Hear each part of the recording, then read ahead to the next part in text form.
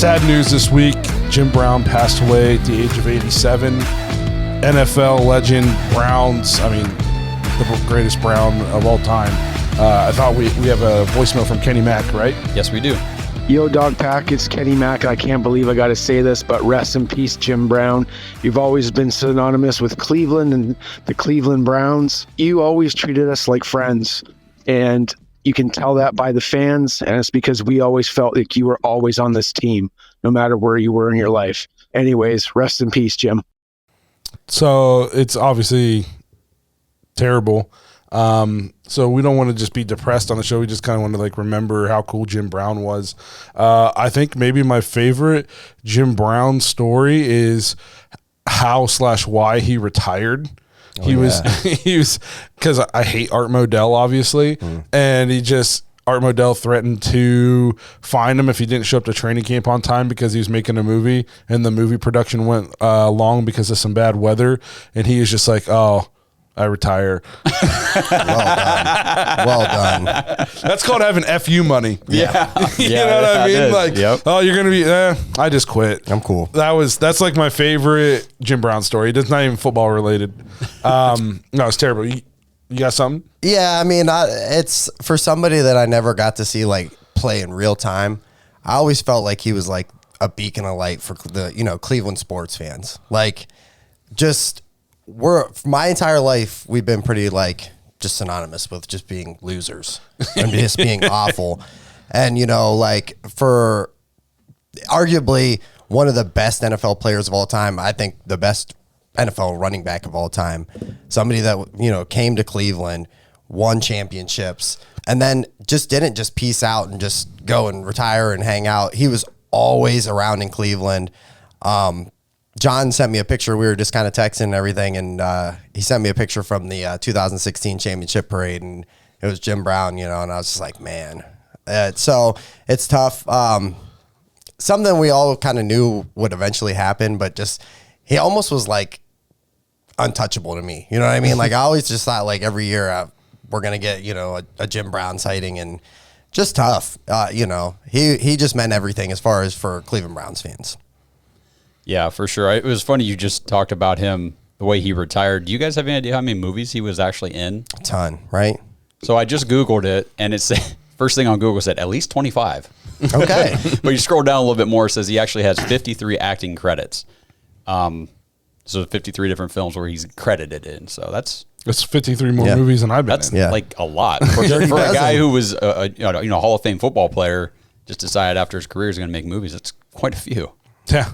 What do you guys think the Browns should do to kind of commemorate him this year? Obviously the statue's in front of the stadium. Yeah, absolutely. But what do you think they do? Is it a jersey patch? Is it something on the helmet? What do you guys think? I would love to see a jersey patch for sure. I just think a cool 32 right there would be really the nice. Long coat. It's the silhouette. I wouldn't hate to see the silhouette or something at midfield. What do you guys think about that? If it's not at midfield, if it's still Brown, maybe put the silhouette at the 30 at each numbers. There you go. On opposite sides of the field. You know what I mean? Cool. That would be kind of sweet. I think I've heard some people toss around the idea of, since we don't have a stadium name this year, to name it Jim Brown Stadium, at least for the year. Would you guys be on board with that? Yes. Oh, yeah, absolutely. Sure. 100%. So I don't know who said that, but I remember seeing that. I think Kenny Max might have said something about that on Facebook too. Man, I saw that and just went, yes. Yep, there it is. That'd be super cool. I really like the idea of the silhouette on the field on the opposite side. That'd be pretty sweet. I think a jersey patch is inevitable, and that first home game probably going to be they're going to do something. There's going to be some kind of tribute, something. So that's going to be. And is that the Thursday night game against the Steelers? No, so that is the home opener against Cincinnati. It's 1 o'clock. Okay. 1 o'clock. So, no, you'll be up there. I will. So it'll be cool. It'll be good. I'm sure it'll be emotional. But, we just wanted to say some of our thoughts on Jim Brown. I think real quick for anybody, watching or listening, kind of like us who didn't actually get to see, we weren't around when Jim Brown was playing football for the Browns, but I just want to run through some of these accolades. just to kind of remind everybody, like, if you're younger and you didn't see him or you're not really sure why it was such a big deal, he was a first-round draft pick in 1957, 9 seasons for the Browns, 57 to 65, led the league in rushing 8 of those 9 years. He rushed for 12,312 yards, averaged 5.2 yards over his career. He was named a Pro Bowler every single year that he played. He led the Browns to the league championship game 3 times, won the title in 1964, and was named MVP 3 times. He ran for at least 100 yards in 58 of his 118 regular season games, never missed a game. Rushed for more than 1,000 yards in 7 of those seasons, including 1,527 yards in one 12-game season and 1,863 yards in a 14-game season. So you think about these guys like Derrick Henry, Chubb, putting up these big yardage numbers in 17-game seasons, and they're even, maybe missing games here and there. This guy did 1,500 yards in 12 games. Never missed a game. Yeah. It's crazy.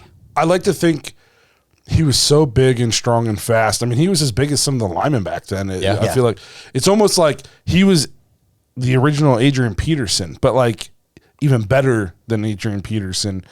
And look how good Adrian, you know what I mean? But absolutely, like that's like he was so big, so strong, so fast. Like you're not supposed to be that fast if you're that big. And you know what I mean? You either got to be one or the other. You got to be a Punisher or you got to be a speed guy. Yeah. He's had traits of both. So it was a Cleveland Brown, gave us last championship that the city had seen until LeBron won it for us.